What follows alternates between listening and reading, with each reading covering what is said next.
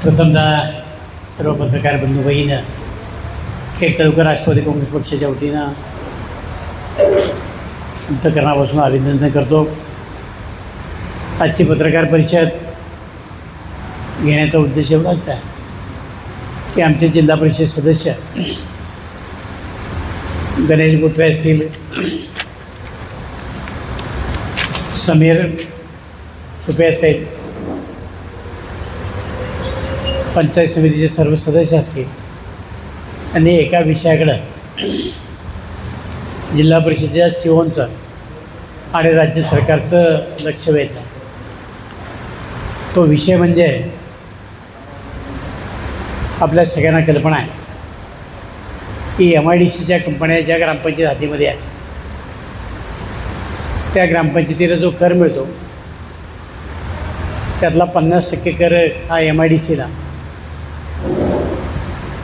कारण त्या परिसरामधले रस्ते असतील, पाणी पुरवठा असेल, वीज असेल, त्या सुविधा MIDC पुरवते। परंतु MIDCचे जे कामगार ते आजूबाजूच्या परिसरामध्ये राहतात, त्याचा ताण आजूबाजूच्या गावावर पडतो आणि म्हणून त्यांना 50% अशा प्रकारची विभागणी झाली। साधारणतः कंपनीचे लोक बांधकाम करत असताना MIDCकडनं प्रिंट चेकिंग करून घेतात, कंप्लिशन घेतात, किंवा PMRDच्या हद्दीमध्ये असेल तर त्यांच्याकडनं प्रिंट चेकिंग करून घेतात, कंप्लिशन घेतात आणि त्याच्यामध्ये अशा प्रकारची प्रोव्हिजन असते की आजूबाजूला शेड वाढवण्याची। खेड तालुक्यामध्ये अशा अनेक कंपन्या आहेत की त्यांनी जेवढं कंप्लिशन घेतलं आहे, जेवढी प्लिंथ त्यांची आहे त्याच्या कितीतरी पट बांधकामं त्यांनी केलेली आहे, अनाधिकृत बांधकामं केलेली आहे। आपल्याकडे PMRD असेल किंवा MID असेल, एकदा कंप्लिशन दिलं की परत त्या कंपनीने आणखीन काही केलं आहे ते बघायला जात नाही, किंवा कंपनीचे लोकसुद्धा वाढीव जे बांधकाम आहे त्याच्या संदर्भामध्ये कुठे MIDCला किंवा PMRD कळवत नाही। आणि तो जो प्लॅन आहे त्याच प्लॅनच्या अनुषंगाने ग्रामपंचायतीला ते कर देतात। आता जेव्हा ग्रामपंचायतीचा 50% तर 50% सरकारचाही बुडतो। काही कंपन्यांनी विशेष सवलतीच्या नावाखाली, त्यामध्ये टॉप बँड नावाची कंपनी,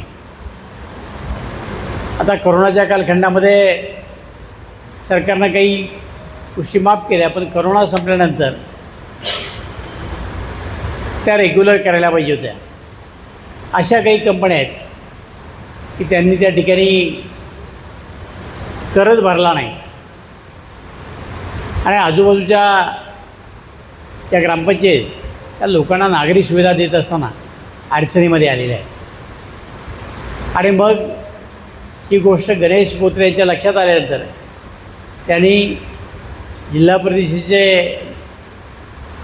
CO गजानन पाटील यांच्या लक्षामध्ये ही गोष्ट आणून दिली आणि त्याच्यानंतर एक मीटिंग घेतली आणि गजानन पाटलांनी सूचना केल्यानंतर जवळजवळ माझ्या माहितीप्रमाणे 198 कंपन्यांनी आपली नोंदणी करून घेतली। कित्येक वर्ष या कंपन्या नोंदणीच करत नव्हत्या आणि ग्रामपंचायत टॅक्स भरत होत्या। आता ज्यावेळेला नोंदणी झाली त्याच वेळेला त्याचा फायदा हा ग्रामपंचायतीला, ग्रामपंचायत एक सरकारची जी एजन्सी आहे, म्हणजे पंचायत राज व्यवस्थेमध्ये सरकार, जिल्हा परिषद, पंचायत समिती आणि ग्रामपंचायत, मग याच्यामध्ये वैयक्तिक काही संबंध येत नाही। जरी उद्या पैसे वाढले तर ते ग्रामपंचायतीला वाढणार आहे, उद्या पैसे वाढले ते MIDCला येणार आहे। आणि त्याच्यानंतर काही कंपन्यांनी ते वाढीव क्षेत्र आहे त्या संदर्भामध्ये पाहणी केल्यानंतर त्यांनीसुद्धा आपली नोंद केली आणि याच्यामध्ये किती मोठा डिफरन्स पडला हे गणेश बोत्रे या निमित्तानं सांगतील। पण याच्यानंतर या तालुक्याचे आमदार बाबाजी काळे यांनी राज्याच्या मुख्यमंत्र्यांना एक पत्र लिहिलं, एक मेल केला आणि त्या प्रकरणाशी माझा वैयक्तिक काहीही संबंध नव्हता. त्या कुठल्याही बैठकीला मी नव्हतो. तो विषय गणेश बोत्रेंनी काढला. पण यांनी मुख्यमंत्र्याला पत्र लिहिलं की दिलीप मोहितेची एक सिंडिकेट आहे आणि ती सिंडिकेट या कंपन्याला त्रास देते, त्यामुळं राज्याचं देशाचं नाव खराब होतं. खरं म्हणजे हा त्यांचा बालिशपणा आहे. कारण त्यांच्या अगोदर मी आमदार होतो. 2004 नंतर खरे असताना इंडस्ट्रीला ग्रोथ आला आणि जगातल्या अनेक कंपन्या आल्या. काही कंपन्यांनी सरकारला कशा पद्धतीचं गंडवलं त्यांना अजून त्याची कल्पना नाही. आपल्याकडं महिंद्रा अँड महिंद्रा आणि वोक्सवॅगन, मर्सिडीज ह्या ज्या कंपन्या आपल्याकडे आल्या त्या मेगा प्रोजेक्टमध्ये आल्या. त्यांना हवी तेवढी जागा सरकारने दिली. 700-750 एकर एका कंपनीला जागा दिली. ती जागा, तिची डेव्हलपमेंट, त्याचं बांधकाम, सगळा खर्च जोपर्यंत कंपनीचा वसूल होत नाही तोपर्यंत कंपनीकडे कुठलाही सेल टॅक्स घ्यायचा नाही, कुठलाही टॅक्स द्यायचा नाही. आणि त्याच्यामध्ये कंपनीने असं सुचवलं की आम्ही त्याच्यामध्ये व्हेंडर पार्किंग करणार आहोत. आज वोक्सवॅगन कंपनीने सुद्धा कुठल्याही व्हेंडरला आतमध्ये जागा दिली आहे, कंपनी वाढवली नाही. उलट या स्कोडा कंपनीचा काडीचाही संबंध नाही. ही स्कोडा कंपनी त्यांनी आतमध्ये आणली आणि ते सांगतात आमची सिस्टर कंपनी आहे. महिंद्रा अँड महिंद्राने तेच केलं. काही 2-3 व्हेंडर फक्त आतमध्ये घेतले. आता महिंद्राच्या अनेक कंपन्या त्यांनी त्या कंपाऊंडच्या आतमध्ये आणल्या आणि सरकारची फसवणूक केली. वास्तविक आता ज्या बाकीच्या कंपन्या त्याने वेगळं त्या ठिकाणी प्रिमायसेस निर्माण करायला पाहिजे होतं, परंतु याच प्रिमायसेसमध्ये त्यांनी कंपन्या काढल्या आणि सरकारच्या उदात्त धोरणाचा फायदा घेतला आणि कंपन्यांनी सरकारला फसवलं आहे. आता या गोष्टी माहिती काढण्याऐवजी ते आता आमच्यावर सिंडिकेट म्हणून हे करतात.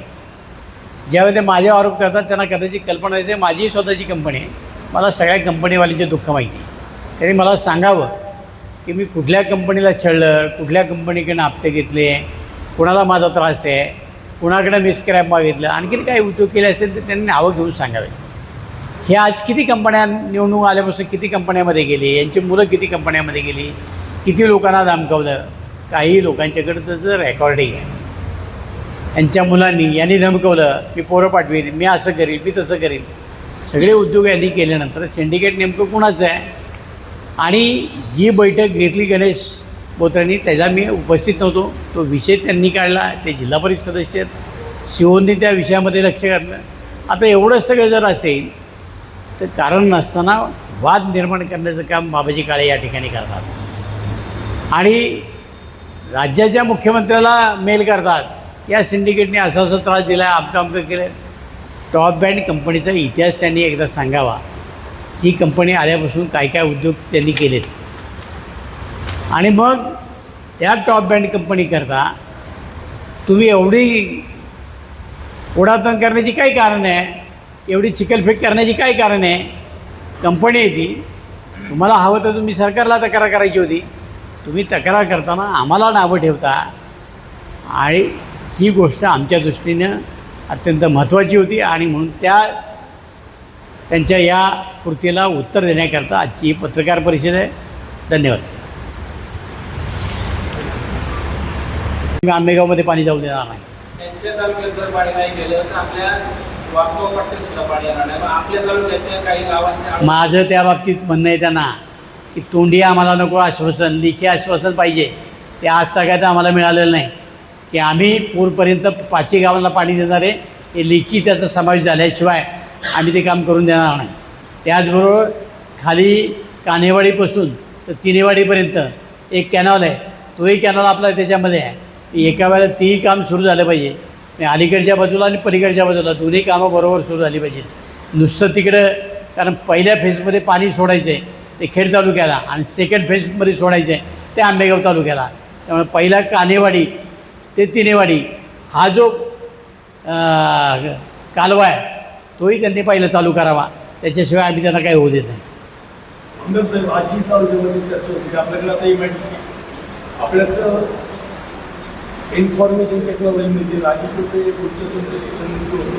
तर आता म्हणजे शेजारच्या आमदारांनी की अशी चर्चा आहे की बाबा उच्चतंत्र शिक्षण जे आहे अवसरीला कॉलेज काढणं ते खेड तालुक्यासाठी मंजूर होतं.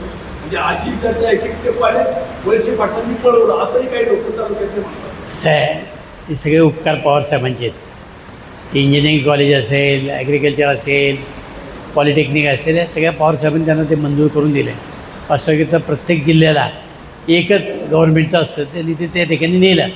आमचं त्यालाही काय विरोध असायचं काही कारण नाही. पण तुमच्या तालुक्यापेक्षा 3 पट माझ्या तालुक्याची लोकसंख्या जास्त आहे. मग इथं काढू नये असा कुठं कायद्यात नियम आहे? तर नियम तुमच्याकरता मोडला. तुम्ही उच्चतंत्र शिक्षण मंत्री होता, तुमचं आजोळी इथलं होतं, तुम्हाला मामाबद्दल एवढं प्रेम होतं, तर एखादं कॉलेज माझ्या तालुक्यामध्ये काढायचं होतं. काय फक्त स्वतःचा स्वार्थ साधण्यापलीकडे यांनी राजकारणाचा दुसरा काही उपयोग केला नाही. आता ही त्यांना केवळ वरवर माया आहे, मामाचं गाव आहे, माझा जन्म इथला झाला, हे फक्त बोलण्याकरता आहे, बाकी काही नाही. कृतीतनं काही नाही दाखवलं. कांदा आंदोलनासंदर्भात शेतकऱ्यांच्या अपेक्षा आहे बाजारभावाची आणि आंदोलन पण आपल्या मंत्र आणि खेळमध्ये झालं. आंदोलनात शेतकरी राजकीय नेते साखरमध्ये सुद्धा आंदोलन झालं आहे. वादविवाद झाले. साखरमध्ये सुद्धा आंदोलन झालं. ज्या ज्या ठिकाणी बाजार समित्या त्या ठिकाणी शेतकऱ्यांनी आंदोलन केलं. पण आपल्या सगळ्यांना माहिती आहे निर्यातीचं धोरण हे केंद्र शासन ठरवतं, राज्य शासन ठरवत नाही. तरीसुद्धा सन्माननीय मुख्यमंत्र्यांनी त्याच्यामध्ये हस्तक्षेप करून शेतकऱ्यांना योग्य भाव देण्याच्या संदर्भातला निर्णय घेतला. आता वस्तुस्थिती अशी आहे की काही ठिकाणी खर्च कमी येतो, काही ठिकाणी जास्त येतो. आपल्याकडे लेबर महाग झालेले आहे, त्यामुळे आपल्याकडे उत्पन्नाचा खर्च वाढलेला आहे. आपल्या लोकांना ते परवडत नाही. ज्या ठिकाणी परवडलं तिथले लोक खुश आहेत, आपल्या लोकांकडचे लोक खुश नाहीत. त्याला कारणही तसं आहे की आपल्याकडचं लेबर महागलं आहे. कांदा आंदोलनासंदर्भात तुमची भूमिका काय? मी शेतकऱ्यांच्या बरोबर आहे. आंदोलनात काय? एक गोष्ट अशी आहे की ते आंदोलन जे चाललं होतं ते एकतर्फी होतं. सर्व म्हणायला नुसतं सर्वपक्षी होतं, पण ते सर्वपक्षी झालं नाही. आणि त्याच्यामध्ये किती वाद झाले हे सगळ्यांना स्फूर्त आहे. देवदत्त निकम असतील, बांगर असतील, यातले वादच बराच वेळ चालले. शेतकऱ्यांचे प्रश्न खूप बाजूला राहिले. त्यामुळे अशा आंदोलनात जाऊन शेतकऱ्यांचे प्रश्न सुटणार नाहीत. आम्ही सरकारमध्ये आहोत, आम्ही सरकारला भेटून मांडू ना. शेतकऱ्यांना समाधानकारक बाजारभाव मिळण्यासाठी तुम्ही काय करा? आम्ही आमच्या शासनाकडं हट्ट धरलेला आहे. आम्ही मुख्यमंत्र्यांना भेटलो आहे, सुनेत्रा वहिनींना भेटलो आहे, पत्र दिलीत. आम्ही सत्तेत आहोत. सत्तेतल्या लोकांनी आंदोलन करायचं नसतं. आपल्या पक्षाकडनं, आपल्या नेत्याकडनं प्रश्न सोडून घ्यायचा असतं. आम्ही त्यांच्याकडनं प्रश्न मांडलेले आहेत आणि ते सुटतील. धन्यवाद.